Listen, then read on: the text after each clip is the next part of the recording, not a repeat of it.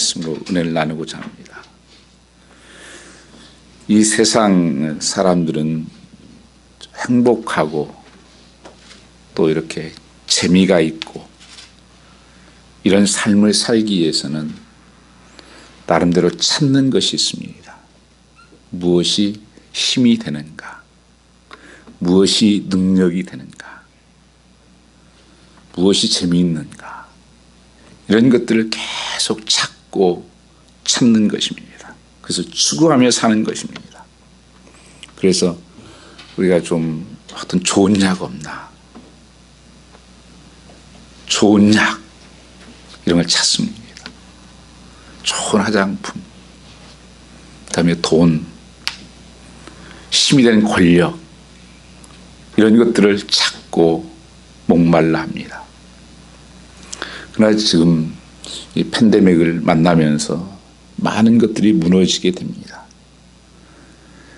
그런 것들이 실제적으로 내 삶에는 도움이 안 되는구나. 그 첨단의 무기들도 많은 물질도 실제적으로는 그것을 막지는 못하는구나. 좋은 약도. 그것이 참된 힘이 아니어서 그렇습니다. 그것이 참된 행복을 주는 것이 아니기 때문에 그렇습니다. 세계 1, 2차 전쟁이 생기기 전에 사람들은 이런 생각을 했습니다. 사람들이 공부를 좀 시키면 사람들이 행복해질 거야. 서로 커뮤니케이션이 되고 말이 좀 되고 서로 의견들 절충하고 이렇게 해서 싸우지 않고 행복할 거라 생각을 했습니다. 파라다이스를 만들 것이다. 그러나 1, 2차 전쟁을 치르면서 그 많은 것들이 다 깨졌습니다. 사람을 배운다고 해서 행복해지는 것이 아니구나. 배운다고 해서 싸우지 않는 것이 아니구나 하는 것을 알았습니다. 많은 사람들 또한 좋은 환경을 만들어주면 사람들이 행복할 거야. 그래서 어떻게 하면 자녀들도 좋은 환경에서 또 좋은 환경에 살기로 가장 완벽한 환경은 에덴 동산이었습니다. 하나님과 건의는 동산이었습니다. 에덴 동산이라는 곳에 제가 들어갔습니다. 여지없이 서로 거기에는 니 탓 내 탓 하는 것이 생겨났습니다. 왜 이거 먹었냐? 아니 하나님이 주신 저 여자가 다 줘서 먹었습니다. 저 뱀이 꼬여서 그랬습니다. 서로가 이런 가운데서 쫓겨나는 비참한 생활이 됐습니다. 우리가 찾고 우리가 목말라 하는 것들은 참된 힘이 아니다. 참된 행복이 아니라는 것입니다. 안개가 거품이 아닌가 하는 것입니다. 성경을 보면 우리가 절망을 하죠. 힘을 센 사람 찾으면 삼손일 것입니다. 그도 그 힘을 써보지 못하고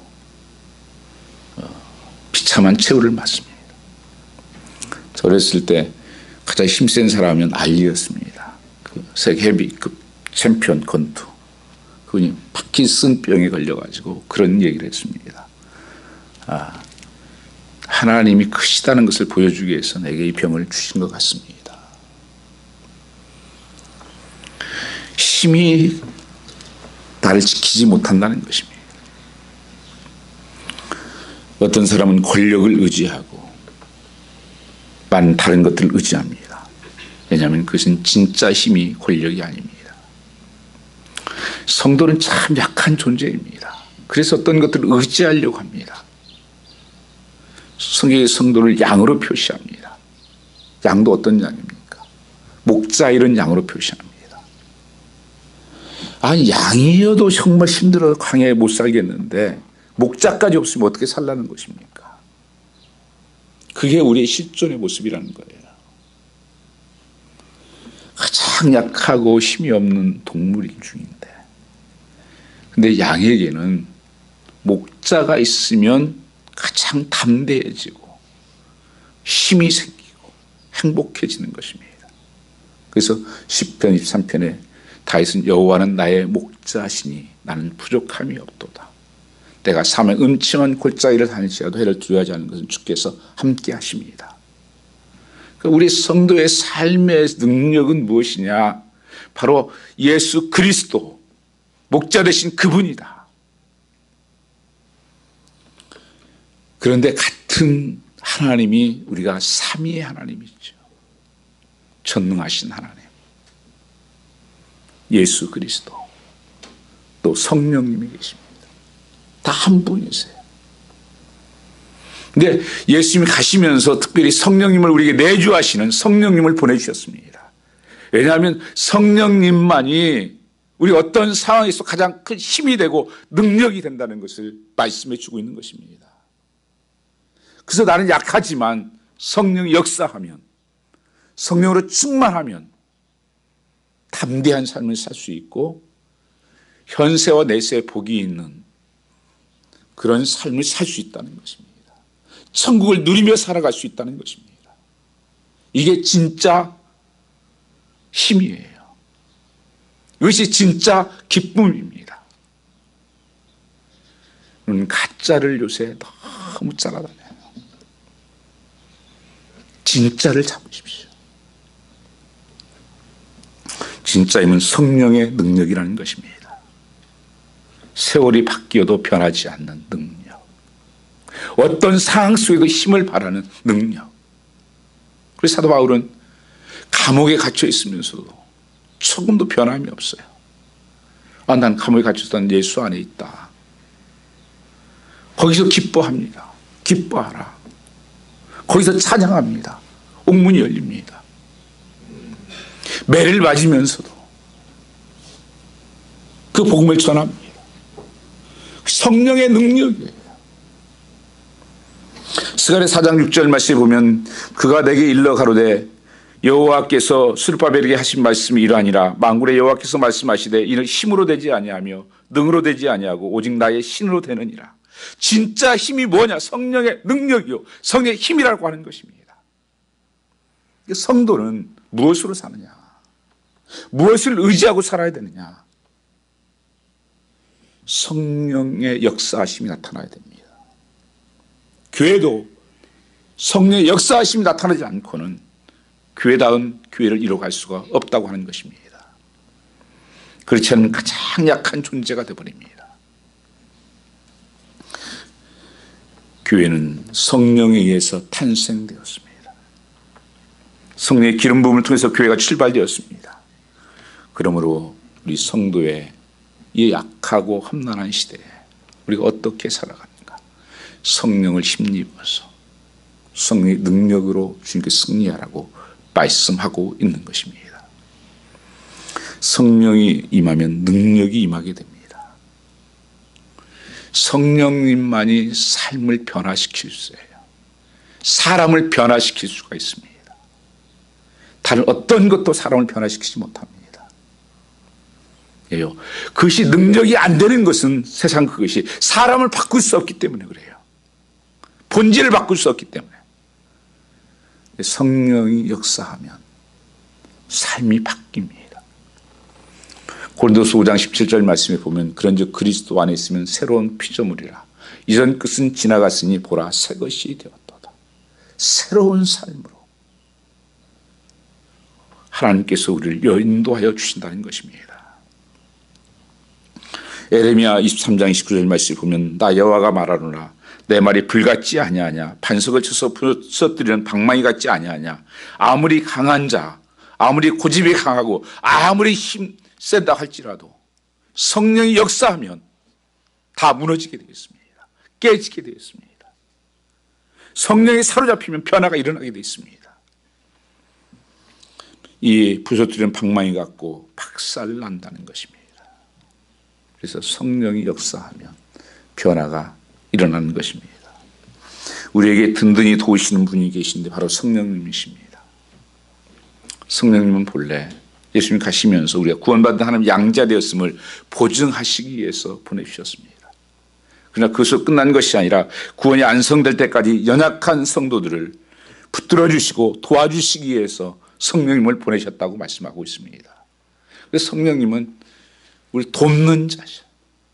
로마서 8장 26절 말씀에 보면 성령께서 우리 연약함을 도와주신다 이렇게 말씀하고 있습니다. 하나님께서 우리의 연약함을 다 아세요. 무엇이 부족한지를 압니다. 그리고 하나님이 도와주신다는 거예요. 그래서 우리는 강한 자. 빼기 하나님입니다. 전능하시고 창조하시고 역사를 주관하신 하나님이 나의 아버지가 되시고 그 성령님이 나를 도와주신다. 여러분, 일이 끝난 거 아닙니까? 복음 중의 복음은 성령님이 우리 안에 오시는 것입니다. 우리에게 계속 인도하시는 것입니다. 성령께서 기뻐하지 않으시고 근심할지라도 우리는 감사한 것은 떠나지 않았다는 것 때문입니다. 오늘 30절 말씀에 보면 하나님의 성령을 근심하게 하지 말라. 그 안에서 너희가 구속의 날까지 인치심을 받았느니라. 앞에 많은 제약들의 모습이 나타나고 있음에 불구하고 하나님께서 뭐라고 말씀하시는가? 떠나지는 않았다는 거예요. 하나님 역사는 안 됐지만 떠나지 않고 있다. 이게 여러분 그래도 축복인 거예요. 오늘 여기에 오신 것이 여러분이요, 절대 내가 온 게 아니에요. 성령께서 어쩌면 기뻐하지 않으실 수도 있습니다. 또한 근심하실지도 모르겠습니다. 그러나 성령님은 떠나지 않았다는 것은 아직도 기회가 있다는 거예요. 그 성령님은 지금도 탄식하면서 기도하면서 돕기를 간구하고 있는 것입니다. 로마서 14장 23절 말씀에 보면 성령님이 오신 것은 죄에 대하여 심판에 대해서 의에 대해서 책망하시고 오셨다 말씀하십니다. 죄에 대함은 믿지 않는 것이라고 했습니다. 아직도 예수를 믿지 않는 것에 대해서 성령께서 자꾸 두드리고 계시는 거예요. 이 성령의 음성을 들으라는 것입니다. 볼지어다 문 밖에서 내가 두드리노니 누구든지 그 음성을 듣고 문을 열면 내가 그 위로 들어가서 그와 더불어 먹고 살리라. 이 죄에 대해서 책망하시는 거예요. 이 성령의 음성을 들으셔야 됩니다. 의에 대해서 하나님과 바른 관계 속에 있지 않는 이것에 대해서 주님께서 책망하십니다. 하나님 믿는다면서도 신부 대신 주님을 바라보는 것보다는 세상을 짝하고 양다리 걸치고 의롭지 못한 삶을 살아가는 것을, 그리고 마지막에 심판이 있을 것을 주님께서 깨닫게 하시고 말씀한다는 것입니다. 의에 대해 책망은 세상에 의가 없다는 책망입니다. 세상에 임금이 분명히 마지막 때 심판이 있다는 것을 말씀하고 있는 것입니다. 히브리서 9장 27절 말씀에 사람이 죽는 것은 누구에나 다 정한 것이요 그 후에는 심판이 있다고 선언하고 있습니다. 여러분, 우리가 이 계절, 가을의 계절을 맞이하면서 조금 있으면 입이 다 떨어지겠네, 그 의심하는 분 있습니까? 앞으로 한 3주 있으면 입 거의 다 떨어질 텐데요. 주님께서 너희도 누구나 죽는다. 썩어질 육신이다. 그게 끝이 아니다. 하나님 앞에 서야 된다. 심판이 있다. 그리고 거기에서 더 무서운 것은 거기 지옥과 천국으로 나눠질 것이다. 이 말씀을 하고 있는 것입니다. 자연의 섭리를 너희가 믿는다면 하나님 말씀은 더욱 그러한 거 아니냐. 이것을 성령께서 오셔서 깨닫게 하시는 것입니다. 진리의 성령에게 자기 백성을 모든 진리 가운데로 인도한다고 말씀하고 있습니다. 그래서 우리가 순종치 못한 것을 회개해야 하는 것입니다. 많은 사람들이 지금 가장 기다리는 것이 백신이죠. 코로나 치료제. 저는 겨울에는 나오지 않겠습니까? 그런데 더 중요한 것은 여러분요, 회개입니다. 그보다 더 시급한 게 회개예요. 왜요? 성령이 함께하지 못하는 거예요. 성령이 근심하는 일이 되는 거예요. 성령이 근심하면 성령의 도움을 못 받습니다. 성령님이 함께하지 않습니다. 성령님은 근심할지라도 그래도 우리 함께한다. 떠나지 않겠다. 빨리 내게로 오라. 성령님께서는 26절 말씀 보면 우리의 기도를 도우신다고 말씀하고 있습니다. 친히 이루다 말할 수 없는 탄식으로 우리를 대신하여 간구하여 주신다. 지금도 나를 바라보시면서 성령님은 탄식하면서 근심하고 계시다는 거예요. 그게 저일 수 있고 여러분들일 수 있습니다. 성령님이 물어보십시오. 우리의 모든 생각과 모든 것을 아시는 하나님이에요.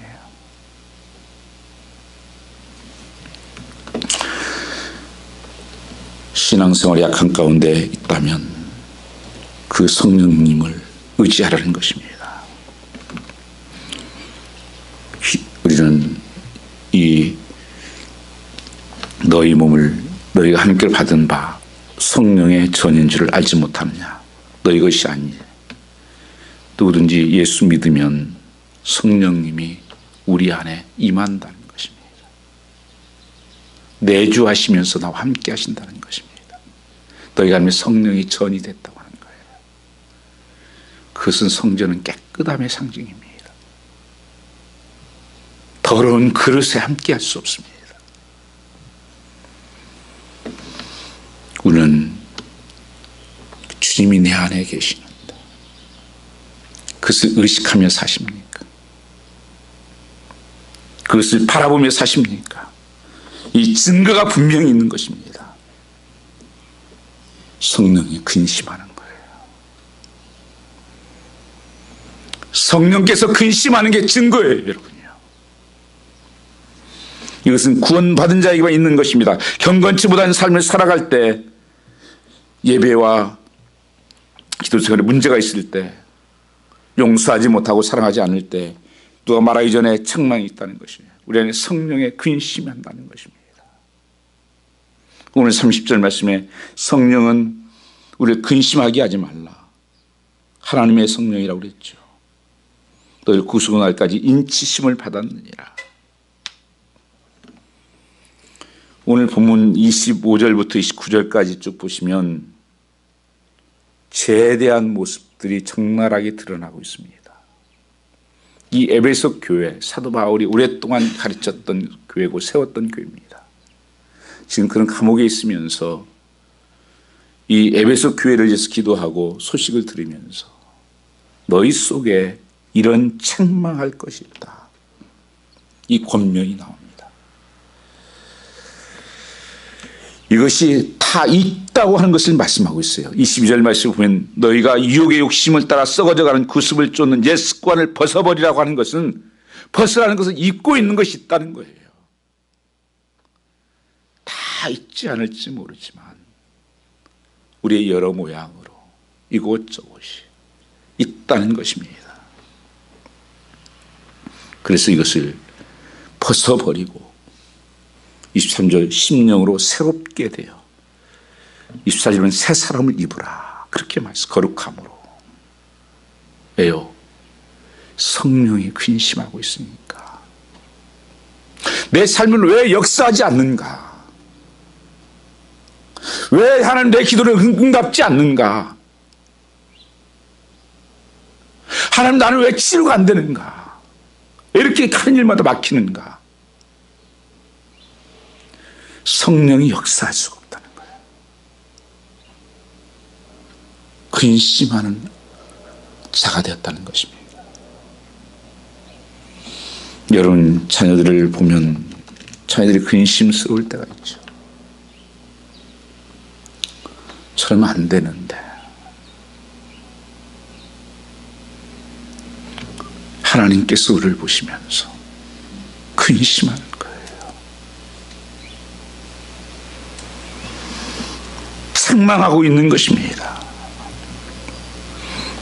25절 이하에 보면 거짓을 버리고 분을 내어도 죄를 짓지 말며 다시 도적질하지 말고 더러운 마을 입박이 되지 말고, 그리고 나서 30절이 주어진 거예요. 성령을 근심하게 하지 말라.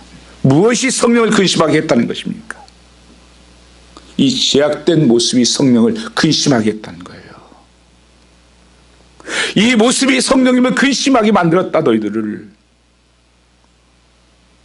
나중에 에베소 교회를 하나님께서 촛대로 옮기겠다 그래요. 내가 첫사랑을 잊어버렸다. 뒤에 용서가 나오거든요. 32절이면 서로 인자하게 하며 불쌍히 여기며 서로 용서하기를 하나님 그리스도 안에서 늘 용서하신 같이 하라. 성령의 근심, 이 말씀을 우리가 잘 보시면 여기 본문에 성령의 근심이라고 표현하는데 이건 성령의 음성을 듣는 방식이에요. 성령의 음성을 어떻게 듣는가? 근심이라고 표현은 이 마음에 대한 것이죠. 우리가 뜻대로 살지 않았을 때 마음에 무거운 것이 그것입니다. 마음에 기쁨이 없어요. 자꾸 시험이 들어요. 성령이 내 안에 역사하지 않는 것입니다. 그걸 마음으로 듣기 하는 거예요. 요한복음 14장 26절 말씀에 보면 보혜사 곧 아버지께서 내 이름으로 보내실 성령 그가 너에게 모든 것을 가르치시고 내가 너에게 말한 모든 것을 생각나게 하시리라. 이런 것들을 생각나게 하시는 거예요. 성령님은 죄에 대해서 또는 말씀에 대해서 책망하시고 생각나게 하신 게 성령님이에요. 너 이렇게 가면 안 되지. 예배를 이렇게 빠지면 안 되지. 너 이렇게 살면 안 되는 거 아니야. 성령께서 세미하게 페네트레이션 보이스로 늘 깨닫게 하는 거예요. 믿는 자들에게. 탄식하면서 근심하고 있는 거예요. 여러분, 이 성령의 음성을 애면하면 안 됩니다. 이 세상 여러분, 우리가 살아가는 힘이 살아가는 게 만만치가 않아요. 지금 내가 잘 사는 것 같지만 에베소 6장 말씀해 보시면 우리 속에 늘 두 법이 싸우고 있다고 말씀합니다. 육체의 소욕과 성령의 소욕이 싸우고 있다. 믿음의 사람들이 이것을 다 경험하게 됩니다. 사도 바울도 7장 말씀에 오라 공고한 사람이로다. 이 사망의 문에서 누가 나를 건져내랴. 두 법이 내 안에 싸우고 있다. 성령의 소욕과 육체의 소욕. 여러분, 무엇이 날마다 나를 지배하고 삽니까? 성령께서 기뻐하시는 소욕이 나를 주관하십니까? 아니면 세상 욕적인 그 생각이 나를 지배하고 살고 있습니까? 어떤 분은 내가 이거 안 돼. 끊어보려고도 노력도 합니다. 좀 버려보려고도 합니다. 안 끊어져요. 못 이겨요, 여러분요. 배후에 누가 있는 줄 아세요? 사단입니다. 여기 성경 말씀에 마귀로 틈타지 못하게 하라. 27절 말씀해 보시면 모든 이 제약들 가운데서는 마귀가 틈을 타가지고 생겨난 것들이에요. 마귀는 그것을 품게 만들고 그리고 계속 마귀가 그 안에 들어와서 역사하는 거예요. 우리 마음속에 들어와서. 마귀는 거짓의 압입니다.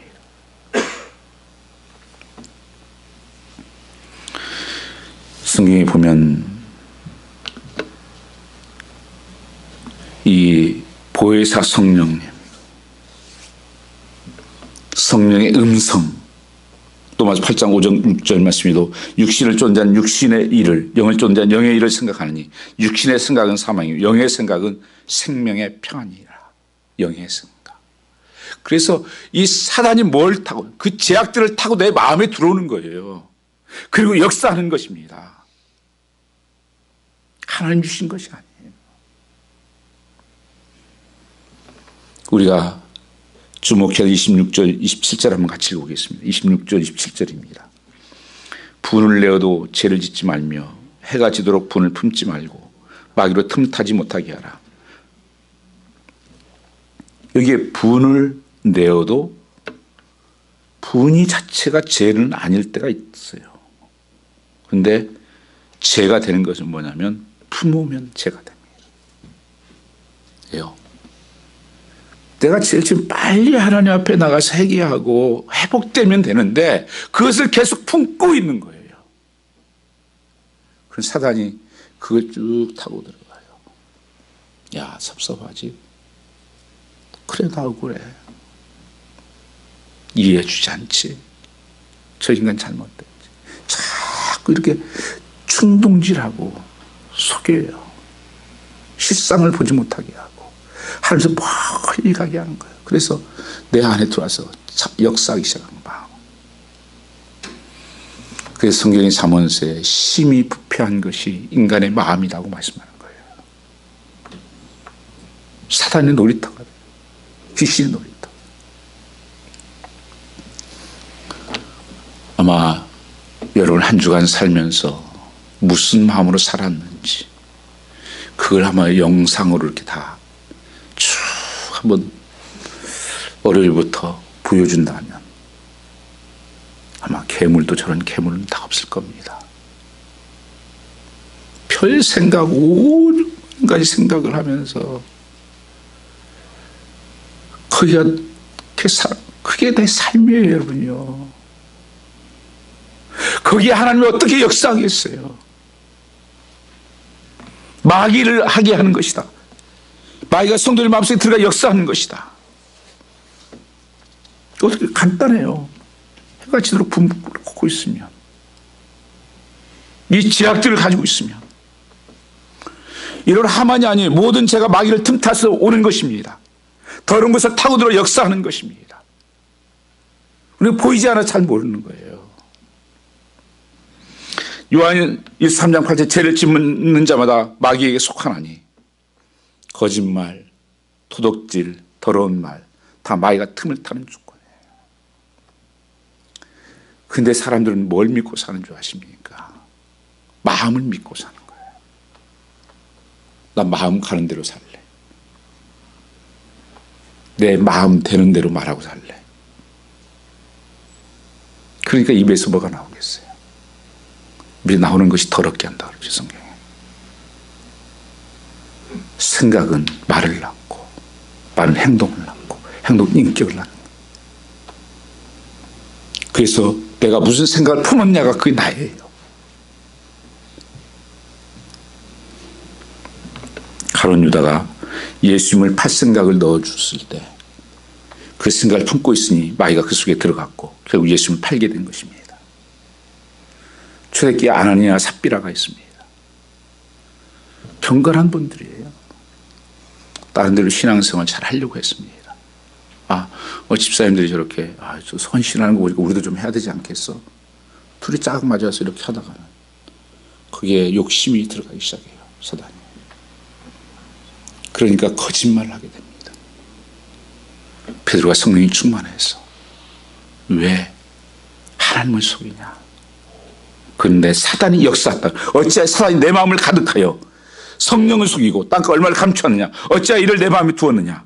사람의 거짓말한 것이 아니고 하나님께 한 것이다. 그 자를 죽였습니다. 여러분 그 상징적인 실제예요, 여러분요. 오늘 또 똑같이 일어나는 거예요. 그게 내 마음인 줄 알아요. 사단이 내 마음에 사로잡고 있는 거예요. 속이는 것은 압이잖아요. 거짓의 압이. 많은 사람의 눈에 보이는 것이 실제고 귀로 들려야 사실이고 감각으로 느껴지는 것을 믿을 만하다고 생각을 합니다. 보여줘 믿을게. 귀로 들려야지. 내가 느껴져야 그게 사실이지. 신앙생활은요 절대 이 감정, 마음을 앞세우면 안 됩니다. 다 무너져요. 여러분, 내가 무슨 생각을 늘 품고 사는데요. 그걸 믿고 가요, 어떡해. 수없이 수백 번 하루에도 몇 번씩 왔다 갔다 하고 변덕 부리는데 그게 믿음이라고요. 성경은 말씀을 쫓아가라는 거예요. 말씀을 붙들라. 성경은 7,000가지 이상 약속이 되어 있어요. 그래서 신명기도 이 말씀대로 살면 내가 복이 되고 이 말씀을 따라가는 자 저주가 됩니다. 그러나 이 말씀의 좌우로 치우치지 말고 이 말씀을 지켜 순종하라. 성경이 다 약속이 그거예요. 그런데 그것 상관없어요. 내가 어떻게 느껴지느냐, 내가 어떻게 반응하느냐, 내 생각이 어떠냐, 이거 가지고 살면 다 죽어요, 여러분. 옳은 것 같지만 아닙니다. 말씀을 붙들면 믿음이 생겨나는 거예요. 말씀에 순종하면 믿음이 생겨나는 거예요. 로마 1장 17절에 믿음은 들으면서 나며 들으면 그리스도의 말씀입니다. 무디 목사님이 계십니다. 미국에 큰 영향력을 끼쳤던 분이에요. 이분이 그 믿음을 갖기 위해서 그렇게 애썼어요. 그래서 기도를 오랫동안 했습니다. 그분은. 심지어 어떤 때는 7시간씩도 기도했다는 거예요. 기도하니까 좀 믿음이 있는 것 같이 이 신앙생활이 됐어요. 좀. 조금 지나고 나니까 그 믿음이 싹 사그라지는 거예요. 기도를 좀 안 하니까. 이거 뭐지? 고민에 빠졌어요. 그러다가는 부흥회를 쫓아다니기 시작했습니다. 부흥회라고 하는 좋은 부흥회는 다 쫓아다녔어요. 먼 데까지. 근데 또 믿음이 온 것 같아 생각했어요. 좀 마음이 뜨거워지기도 하고 헌신을 다짐하고 또 지나고 나니까 그 믿음이 식어져요. 여러분들 그런 경우 많잖아요. 막 부흥회하고 갔다 오고 뭐 기도원 갔다 오고 이렇게 하고 뭐 이게 그 은혜 받았다고 하는데 뭐라고 작심삼일이라는 얘기를 우리가 너무 많이 하죠. 그리고 다 쏟아버린다고. 그러다가 성경 말씀을 읽은 거예요. 로마서 1장 17절의 말씀. 믿음은 갑자기 떨어지는 게 아니구나. 믿음은 들으면서 나고 들으되 그리스도의 말씀입니다. 뭘 믿어요? 말씀을 믿어요. 말씀을 붙들라는 거예요. 초대교회에 계속 성교들부터 붙들었던 것이 4가지예요. 솔라 스크립처. 말씀이 가는 데까지 가고 말씀이 서는 데까지 선다. 오직 성경이에요. 솔라 스크립처. 그 다음에 하나님의 믿음이에요. 피데, 솔라 피데. 이 말씀에서 오는 믿음을 붙잡자.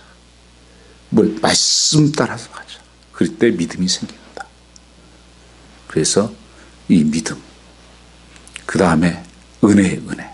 오직 은혜. 그 다음에 마지막이 오직 영광이야. 솔라 글로리아. 오늘 이 시대에도 우리에게 중요한 것은요. 이 말씀을 붙드는 거예요. 오직. 말씀이 말하는 데까지 하고 가는 데까지 가고 그리고 그 말씀 붙잡고 내가 순종하고 거기에 은혜가 오는 거예요. 그게 감정적. 그 은혜가 오는 거예요. 마음이 뜨거워지기도 하고 기쁘기도 하고 그래서 사람 영광이 돌리면서 이게 신앙생활이에요.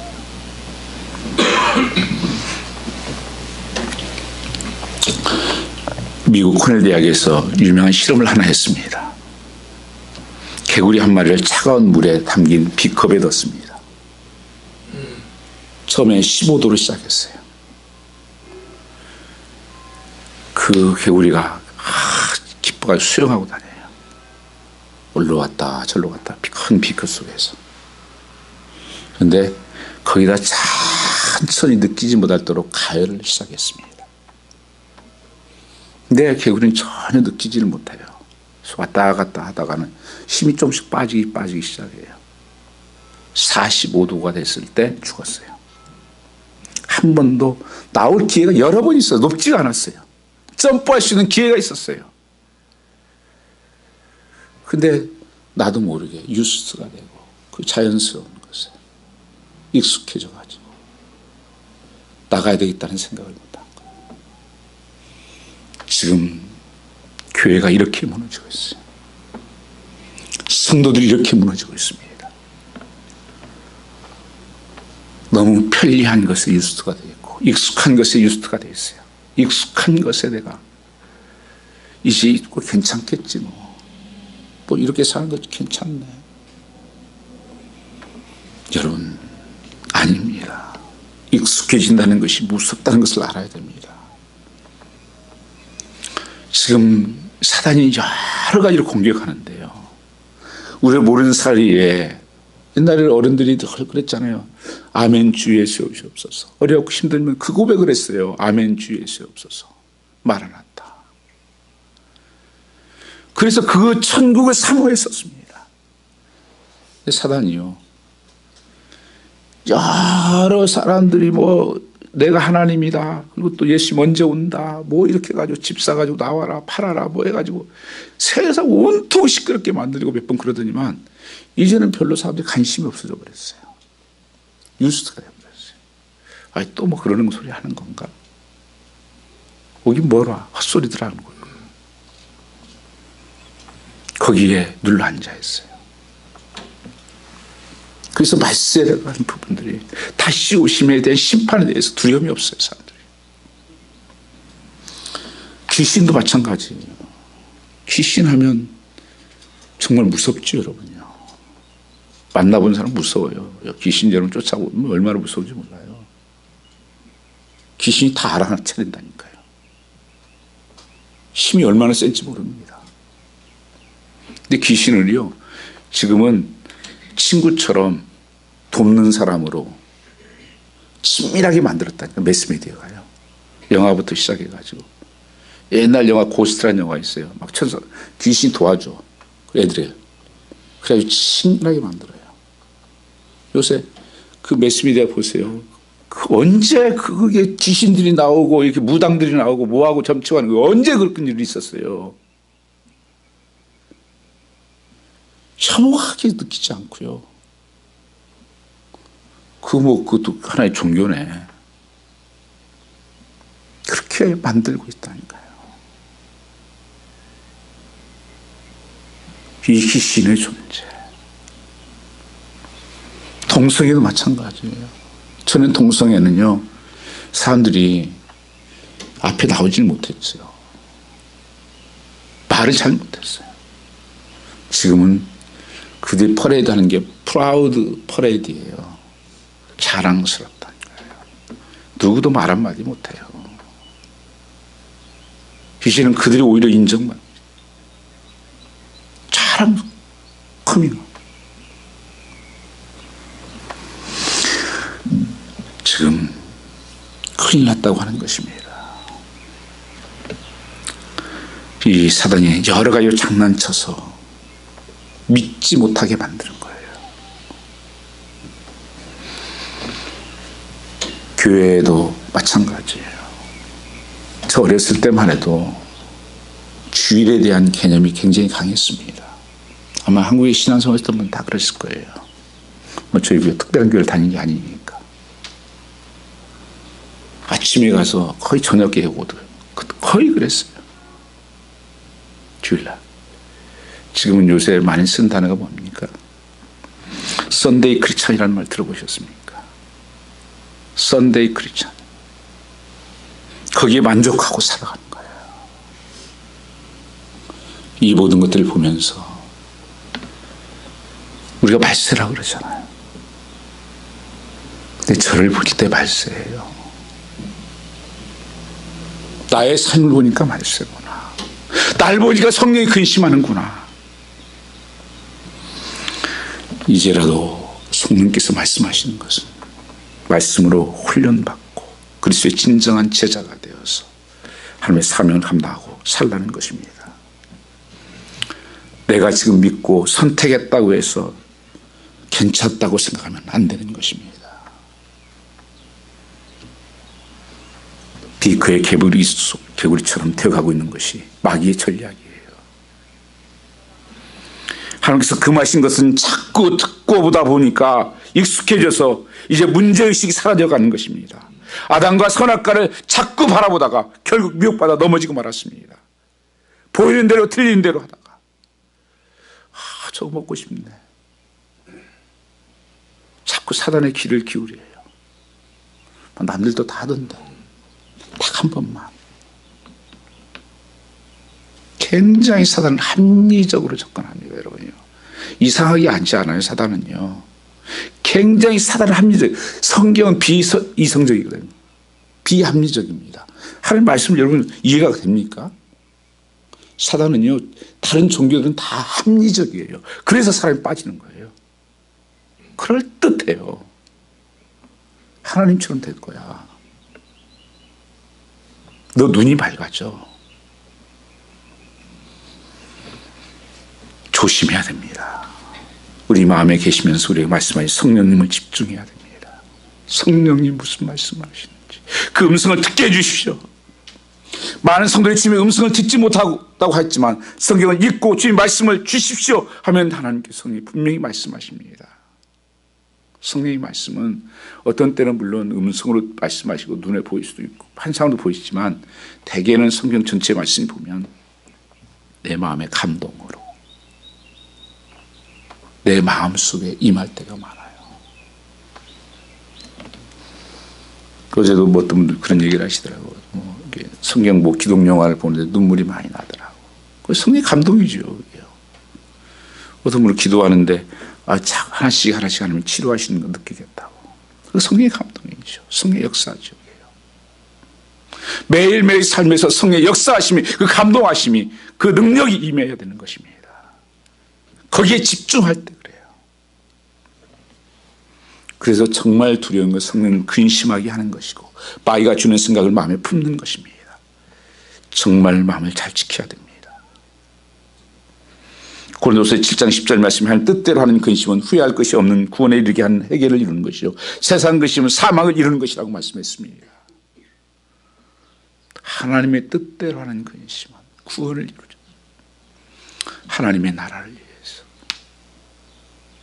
하나님 말씀에 순종하기 위해서 사명 감당하고 사역을 위해서 어떤 때는 짐이 무겁기도 하고 힘들기도 이 의심은 하나님의 축복이지만 세상 근심은 사망을 이루게 하느니라. 사도 바울은 에베소 4장 오늘 24절 본문에 보면 하나님을 따라 의와 진리의 거룩함으로 지으심을 받은 새 사람을 입으라. 4장 1절은 너희 부르심에 합당하게 행하라. 그렇게 말씀하고 있습니다. 새 사람을 입고 부름에 합당하게 행해야 된다. 너희가. 부르심에 합당하다는 것은 그런 뜻이에요. 어울리는 삶을 살아가는 거예요. 성도가. 목사는 목사에 어울리게 살아야 돼. 장로는 장로, 권사는 권사, 집사는 집사, 성도는 성도에 어울리게 살아가는 거예요. 여러분들 옷 입고 할 때 특별히 여성분들은 그렇게 많이 하잖아요. 매치한다 그러잖아요. 좀 멋내는 사람들 신발도 아무 신발 안 신잖아요. 컬러가 맞나? 그 우회하고 자켓은 또 맞나? 전부 다 이렇게 매치하면서 살아가잖아요. 보여지는 것에 대해서는. 보여지지 않는 나의 믿음에 대해서는. 하나님은 보시는데 전혀 다른 삶. 뭐가 하나님의 자녀라는 냄새가 납니까? 내면을 보고요. 말씀 때문에 내가 나를 꺾은 적이 있습니까? 말씀 때문에 내가 가던 길을 포기한 적이 있습니까? 우리가 복된 삶의 살 비결은 간단합니다. 마귀에는 마음을 문을 굳게 닫고 성령님께 마음으로 활짝 여는 것입니다. 성령님이 나를 지배해 주십시오. 마음 문이 눈에 보이는 것도 아니고 도대체 마음을 어떻게 단속하라는 것일까? 성도는 교회의 성령 역사는 체험되지는 교회가 되어야 되는 것입니다. 성령이 임하면 여러분 기쁨이 생기는 거예요. 어떻게 성령이 임하는가 하니까 기뻐할 수 없는데 어떻게 해서 기쁘지? 사도 바울은 감옥에 있으면서 빌보 사장이 그런 고백하잖아요. 기뻐하라. 내가 다시 말하는 기뻐하라. 아니 감옥에 지금 철장에 같이 있으면서 뭘 기뻐해? 성령님이 주님이 함께 하시기 때문에. 그런데 사도 바울은 내가 예수 안에 있다. 예수 안에 있다. 예수가 어디 있어요? 성전으로 내 안에 있어요. 그리고 거기서도 찬송하고 기도하고 옥문이 열리고. 태전서 5장 16절 말씀을 보면 너희가 항상 기뻐하라. 범사에 감사하라. 이것이 너희를 향한 하나님의 뜻이니라. 예수 믿으면 기쁨이 있는 거예요. 세상 이해할 수 없는 기쁨이 있는 거예요. 힘들어 죽겠다는데 마음속에는 기쁨이 있어요. 여기 성령이 내재하시니까. 성령님이 나를 도와주시잖아요. 하나님이 나를 도와주시잖아요. 세상에 조금 빽만 있어도 여러분 힘을 내잖아요. 의지가 되잖아요. 전능하신 하나님이 나의 아버지가 되시고 나와 함께 하시는데, 그리고 이루실 하나님, 기쁨이 있는 것입니다. 감사가 있어요. 이루실 것을 믿기 때문에. 성령이 임한 사람들은 복음을 듣고 믿는 자들입니다. 그리고 성령이 임한 복음을 전하게 되어 있습니다. 성령이 우리 가운데 임하게 될 때 예수님이 영이기 때문에 꼭 예수를 증거하게 되어 있습니다. 그래서 사도행전 1장 8절 말에 성령이 임하면 너희가 권능을 받고, 순서예요. 권능이 임해요. 그러면 너희가 예루살렘과 유대와 사마리아 땅끝까지로 내 증인이 될 것이다. 제자들이 그렇게 살았잖아요. 두려움과 다 도망갔던 그들이 부활하신 주를 만나고 성령이 내 안에 내재하시니까 담대히 나가서 외치기 시작합니다. 당신들이 예수를 죽였어. 감옥에 갇혀있으니 감옥에 갇혔으면서 대주제여 천재 주신 하나님이요, 우리의 이 여밤을 하감하옵시고 담대히 복음을 전하게 해주십시오. 생명 걸고 목숨 걸고 순교의 길을 갑니다. 뭐요? 성령의 역사. 다 순교했던 사람들 보면은 머리가 나빠서 그런 거 아니에요. 하나님의 그 심령 속의 역사 아닙니까? 그 죽음이 두렵지 않은 거예요. 그래서 참된 성도인가 참된 교회인가 아는 비결은 다른 것 아니에요. 성령이 내 안에 임한 삶을 사는가. 그렇다면 복음을 증거하는 삶을 살고 있는가 하는 거예요. 내 삶 속에서 입술로 내 삶으로 내가 무엇을 하는지 간에 복음이 증거되는 삶, 하나님이 나타나는 삶을 살게 되어 있다고 하는 것입니다. 그래서 사도행전 2장 21절 말씀에 누구든 주의 이름을 부르는 자는 구원을 얻을 것을 말씀하고 있습니다. 그러면 하나님께서는 협력하여 선을 이룰 것을 로마서 8장 28절에 말씀합니다. 하나님 뜻대로 부르심을 입은 자를 협력하여 선을 이룬다. 때로는 우리 삶에 아쉬움과 좌절과 실패와 낙심이 있을 수 있습니다. 아무리 연약하고 실패해서 형편이 어려도 괜찮습니다. 하나님께서 도와주신다는 것입니다. 내가 눈물을 흘리는 그 자리 주님께서 여러와 함께 하실 것입니다. 눈물이 변하여 한숨이 변하여 기쁨이 되고 승리가 될 것을 말씀하십니다. 어떤 사람에게? 하나님 사랑하는 자, 그 뜻대로 부르심을 입은 자들에게는 모든 것이 협력하여 선을 이루어주신다. 하나님께서는 우리의 연약함을 잘 알고 계십니다. 무엇이 부족한지를 알고 계십니다. 무엇이 있어야 될 것을 아시는 분이에요. 그러면서 왜 하나님 응답하지 않는가? 이 고통을 어떻게 해석해야 되는가? 하나님께서는 다 뜻이 있어요. 나를 축복하려고 하는 그릇을 만드는 과정이 있다는 거예요. 신명기 32장 11절 말씀에 보면 독수리 새끼를 어떻게 기르는지가 나와 있습니다. 이 독수리가 태어나서 어느 정도 자라면 날개짓을 할 정도가 되면 그 독수리 집 안에 있는 그 깃털로 있었던 부드러운 것을 다 끄집어내요, 독수리가요. 그럼 남는 게 가시 같은 거, 이제 찔리는 것들이 남아요. 그럼 독수리가 막 살려달라고 그래요.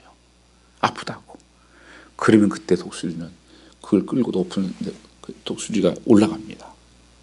언덕부에 높은 데 가가지고 그걸 떨어뜨려요. 새끼를. 그러면 바닥바닥을 죽겠다고 살려달라고 막 날개짓을 합니다. 날개짓을 해요. 못 본 척하고 있다가는 떨어질 때 되면 탁 낚아채가 또 올려요. 또 이 짓을 계속 반복해요. 왜요? 날개짓 하라고.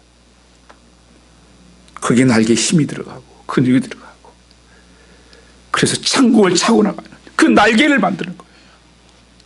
성도의 삶에서 하나님께서 이렇게 무기력하게 살라고 하는 것이 아닙니다. 성령께서는 모든 것을 현명하여서 가장 좋은 것을 내게 주시기 원하시는 거예요. 지금의 아픔이 변해서 기쁨이 돼. 고린도서 10장 13절 말씀에 사람이 감당하지 못할 시험당을 허락지 않으시고 시험당하지 피할 길을 하나님 내신다고. 감당할 수 있도록 감당할 만하니까 주는 거예요. 그리고 못할 것 피할 길을 하나님 내시는 거예요. 내가 엄살 떨지 않고 하나님 내가 날개짓을 하겠습니다. 성도가 해야 될 일은 뭐예요? 날개짓이에요. 하나님을 훈련하실 때 날개짓 열심히 하는 거예요. 그래야 창공을 차고 나가요. 닭이 되지 않아요. 그래야.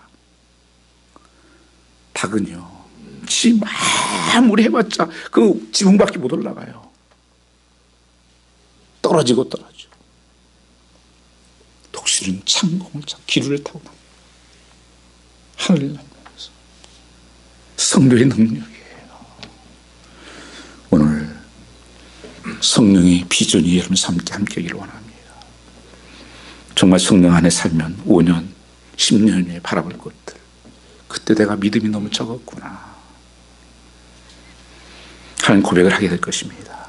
성령의 능력이 여러분과 함께 하시기를 주님으로 축원합니다. 같이 기도하겠습니다. 은혜와 사랑이 충만하신 아버지 하나님, 놀라우신 하나님 은혜로 오늘 또 성령의 기름 부으심이 이곳에 임하게 하여 주시옵소서.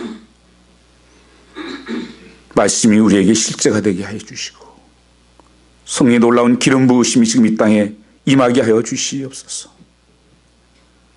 우리 심령에, 가정의 교회에 성령의 기름 부으심이 필요합니다. 아버지 하나님 역사하여 주시옵소서. 충만하게 하여 주시옵소서. 능력으로 함께하여 주시옵소서. 사랑하는 모든 성도를 위해 시간 주님께서 특별히 거룩한 손을 얹으시사 성령의 능력이 부어지게 하시고 성령의 임재의 영이 임하게 하여 주시옵고, 정말 성령께서 근심하지 않도록 하나님을 기쁘시게 하는 삶으로 역사하게 하여 주시옵고, 날마다 협력의 선을 이루신 하나님을 찬양하게 하시고 간증되는 삶이 될 수 있도록 축복하옵소서. 이렇게 감사하며 예수님 받들어 기도 올렸사옵나이다. 아멘.